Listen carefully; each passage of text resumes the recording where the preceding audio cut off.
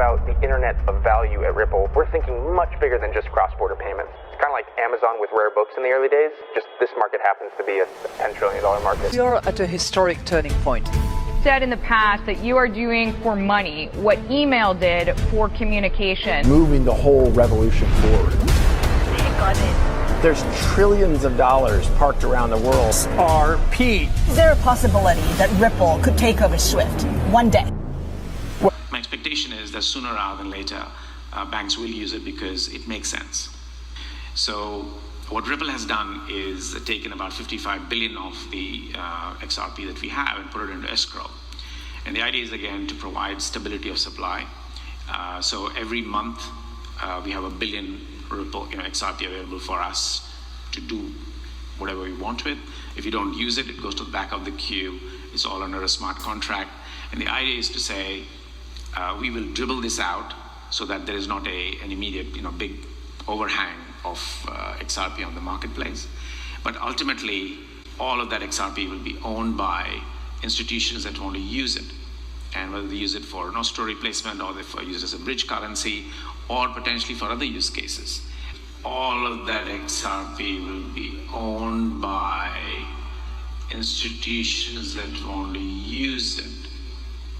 And whether they use it for nostril replacement or they use it as a bridge currency or potentially for other use cases. So we are certainly beginning to now look at what are the other use cases you can have for this, given the high-performing network. Welcome back, ladies and gentlemen, to another episode of Turf House Script. Let's get right into today's very bullish episode. We are going to put out the fire that was created on Twitter from Crypto Eerie, and the FUD started about how XRP is not going to be utilized in Liquidity Hub. Welcome back, ladies and gentlemen, to another episode. You guys saw that intro. That is Dilip Rayo. We're going to go ahead and just dissect everything, and you're going to be completely mind blown. You do not want to miss this video and this perspective. You heard him. Banks will use it. Ultimately, they all will. XRP will be owned by banks. It could be notional replacement, bridge currency, or other use cases. And we all know that. Okay, we all know that, and that is why this lawsuit has been dragging on for years. And in today's video, we're going to go over some huge points that is going to completely open your mind to a completely different perspective. So that was Dilip Rayo, right? Here he is, beautiful gentleman. And he worked at Ripple for 5 years and 6 months. Keep in mind, these individuals later on take their knowledge and move on to other corporations or other jobs where they could apply the knowledge that they have gained from Ripple into, for example, Flash FX. What do I mean by that? And folks, Dilip Rayo is just one example. There's other individuals that are doing the same thing where Ripple executives, Ripple individuals are going to other companies, which those companies are utilizing Ripple technology. Flash FX, okay, when he worked at Flash FX, and he's still there, folks, present, 2 years and 10 months. Take a listen to this. Flash FX is an innovative payment technology company founded to help individuals, businesses, and institutions simplify and save on their cross-border payment needs. In proud partnership with Ripple, our mission is to provide our clients with top to bottom smart payment solutions. Go ahead and smash that like button because this video is going to get 10 times more hectic. Australian Central Bank set to launch CBDC Live pilot in a few weeks. And look, we have this beautiful gentleman again, Dilip Rayo. He went from Ripple, Flash FX, which they're using, Ripple, and now he's at the Digital Finance CRC Program Director for Australia, okay? Use cases from several major financial institutions such as ANZ, Commonwealth Bank, and more have been selected to be a part of the live pilot. Ripple partners. Australian banks, Westbank, and ANZ experiment with Ripple. This is from 2015. You're probably saying you're disgusting for showing us documents this old. They're probably not even together. Well, folks, Commonwealth Bank to Australia partner with Ripple Network. 8 years ago. That's okay, because we're going to jump to 2022. Commonwealth Bank, this is what it is, short form CommBank, announces migration to XRP standards starting November 2022. Australian Commonwealth Bank is transitioning cross-border payments to the ISO 20022 standard as a standard already met by Ripple. And before we go furthermore into the video, just take a listen to what Dilip Rayo says here. How banks are going to be, corporate accounts are going to be transacting, tens and hundred millions of dollars at the time they didn't have enough liquidity. We know how much money is around the world. Tokenized assets are going to be a very famous thing in the near future with trillions of dollars. Like we said, 2008 financial crisis was all about liquidity. And liquidity runs these markets. And currently, Bitcoin has the most liquidity. But that's not gonna last very long. But take a listen to what Dilip Rayo says here. We're doing retail remittances to start. Why? There's low value because the liquidity is not deep in these markets. So if somebody wanted to do a corporate transaction, that's immediately like $10, $100 million, there's not enough liquidity for it. So banks will watch that and say, right, how's that going? And is that cheaper? Is it faster? Is it better? Because banks want somebody else to try it out and say, okay, that works. Maybe now we'll jump in. Actually, back in 2016, we did a project with 12 banks to use XRP between themselves, just as a technical trial.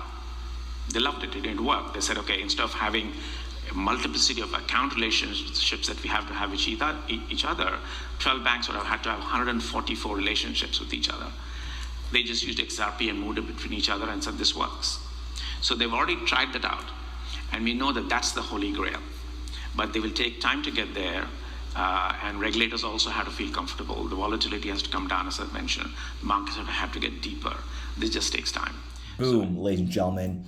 And then Crypto Eerie yesterday posted this, saying the Ripple Liquidity Hub includes Bitcoin, LTC, BCH, Ethereum Classic, LTC, XRP not in the dashboard. This FUD started off because there was an XRP on the dashboard. From a logical perspective, I'm not trying to talk down Crypto Eerie at all, but this is just in general. She was just stating out the obvious. It wasn't there, but people took this way out of proportion to an extent where Ripple came out and updated it. They said, we have updated the Liquidity Hub blog with more info on assets that are available today and why. And then they went on to indicate on that update saying, where they're going to look into other assets, and XRP is being one of them, but they can't right now because of uncertainty in the US. That's how bad this got yesterday. But ladies and gentlemen, at the end of the day, XRP is Ripple's baby, and XRP is not going anywhere. XRP is going to hit double digits and triple digits 100% to have enough deep liquidity, and that's a fact. Weekends, I really hope you guys sell your bags. I really hope you guys sell your bags, because now it's getting to an extent where if you don't understand what you hold, you truly should not be holding this asset, and that is a fact. And we're gonna finish this video off by this tweet by King Dogo XRP, which I found very fascinating because I see this perspective as well. Just think about this. David Schwartz had almost 10 years to say these facts about Ripple and XRP, but he didn't and waited right before the settlement to say it. I'm not saying that he's spreading FUD, but all these times he was being mysterious and teasing until now. We've had these questions for years, but it was unanswered. Is David shaking out the weak hands? It's up to you what to believe. And in my opinion, I truly believe that they came together. Again, this is completely conspiracy. These are my thoughts, but there's something bigger behind this, because I've never seen this community in terms of CTOs, employees be so vocal about XRP to an extent where they're watching what they say and they're wording it in really different manners, okay? And logically, folks, they're not going to just ditch XRP. They have been testing this proof of concept for years. And given my banking experience to rounding up to 10 years, things like this take extremely long time because you're changing the complete infrastructure. I would be worried if Ripple started, booming in 2018, 19, 2021 without regulatory certainty and not everything being perfected. Okay, this is, again, a 13-year-old market, still a baby. There's a lot of mistakes that they probably have done in their proof of concepts. All of these need to be addressed before they go real world utility, okay? Until they go real world live, you can't have mistakes like that. And just keep in mind, always keep this in your mind, Bitcoin, Ethereum will never ever scale, ever, to what XRP can do. And that is a fact. At the end of the day, like we said before, and I'll say it again, the asset that's going to be utilized the most in blockchain is going to be the one that meets all the check marks in terms of fees, friction, scalability, security, privacy could be the same thing. And again, deep liquidity, folks. How much money can you move around the world at a very fast pace with having everything in line? Again, going back to, scalability, the fees and all that. With that being said, ladies and gentlemen, I do appreciate every single one of you guys. Let me know what you guys think in the comments down below. Do not be shaken out. But if you're truly worried about XRP and if you're really scared, please, please, please sell every single XRP. Not financial advice, but the 46,000 of us in this community, I'm sure will buy that XRP from you. And we'll be back with another episode. We started building RippleNet with the thesis that crypto liquidity would eventually be able to support robust global payments, large payments.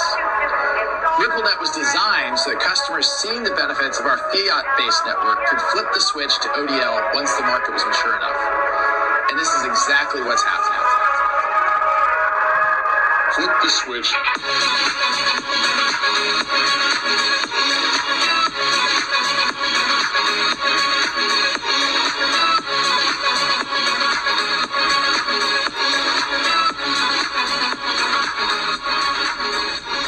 I think what we're building has, it's solving a real problem. And I think all of the tokens, my advice to anybody would be, understand the utility. If there's real utility and there's real value being delivered to a real customer, there will be value in the token.